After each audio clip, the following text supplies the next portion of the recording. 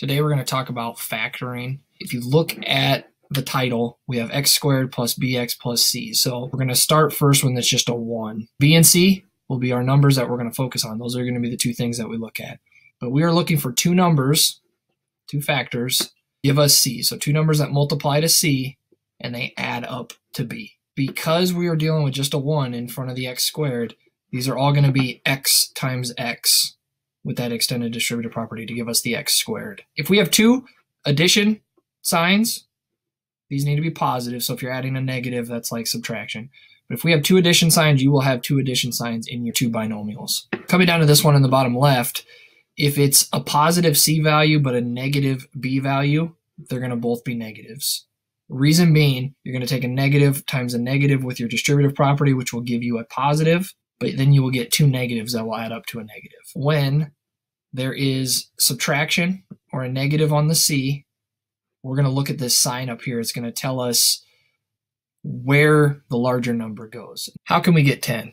Now 10 can come from two positives or two negatives. And that's why that previous screen is important, because we know they're going to add up to a positive, so we don't have to worry about the negative examples. If you don't know those, you might be throwing some negatives out there that we wouldn't need.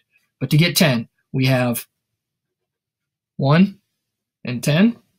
You could also have 2 and 5. And that's it. Those are your factors of 10. That goes back to elementary school. This adds up to 11. This adds up to 7. So we're going with the 2 and the 5. It's going to be broken up into those two binomials. Although the x can come in the second spot, we almost always write it in the first spot. So we got x and x. We are dealing with two positives of a 2 and a 5. But let's look at why that works. Why does that give us that trinomial from the screen? We distribute x times x, x squared, x times 5, 5x, 2 times x, 2x, 2 times 5, 10.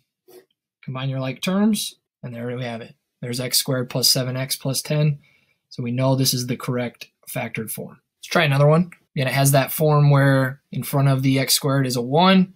We're looking for two numbers that multiply to 16 but add to negative 10. And you can't have two positives adding up to a negative. So we know that we need a negative somewhere. And because they are multiplying to a positive, they need to both be negatives. So as we list our possible factors of 16, they should both be negatives. Let's list our possible factors of 16. We have negative 1 and negative 16, negative 2 and negative 8, negative 4 and negative 4.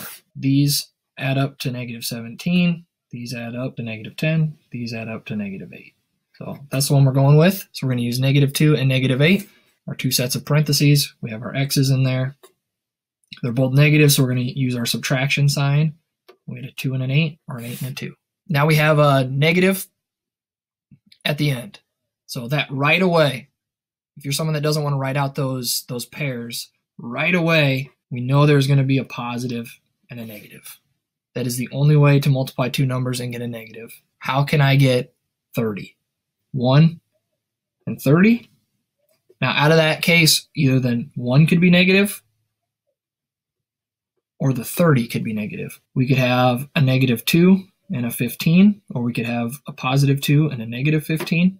We could have a negative 3 and a 10, or a 3 and a negative 10. We have a 5 and a 6.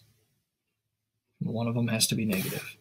And that's it. Those are all our choices. We want them to add up to negative 1. Sorry, negative 29, positive 29.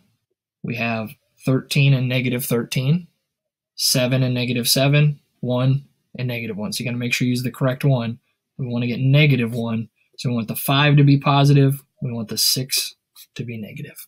Now here's a special case where the b value is missing. We have x squared minus 25. What would cause it to not be written there? It would be a 0. But we go through that same process. We want two numbers that multiply to give us the c value, but add to give us the b value. We want them to add up to 0, which means they need to be opposites. So this form, it will always have a positive and a negative, and these numbers are going to be the same because we want them to add up to 0. If you look at 25, it is a perfect square. That's 5 and 5, and there we have it. What's different on this one is we now have a a step we need to do prior to doing that other stuff. We always need to first look to see, is there something that they have in common? If that's the case, we're actually going to factor that out first and then see what we have left over. So in this problem, we have an x in both of them. We have x to the third, and then we have the negative 16x. So if we take the x out, still the distributive property, even though we're taking stuff out, that leaves us with an x squared minus 16. We're just going to have an x in front of it as we go to factor the second part. So it's x and x. There is no b, so we need opposites. And it's 4 and 4. Last example. Looks like there's a bunch of stuff going on. Now we don't have a 1 in front of our first term, but we can factor some stuff out first. So it's similar to the last example. If you look at them, there is a 4 in all of the coefficients. 4 goes into 4, goes into 20, goes into 24. They also all have x's in common. We're going to take a 4x out of everything. So you're taking 4x to the third divided by 4x. If I write that one, you can see that the 4's become a 1. So I can put a 1. I'm going to leave it. The x's, we have 3 x's on the top, 1 on the bottom. We are left with an x squared. We do the same thing with the negative 20 5 times. 1x comes out. And then the last one, 4 goes into 24 6 times, and the x completely comes out. 4x is going to stay there. We're going to factor it into those two binomials. We need to get a negative, which means one has to be positive, one has to be negative. We're looking at 6. So we have 6 and 1 or 2 and 3. Now 2 and 3 add up to 5. 6 and 1 subtract to 5. So you got to be careful, but we want to actually use, because one of them is going to be positive and one's going to be negative, we want to use the subtraction idea. Negative 6 plus 1 is negative 5.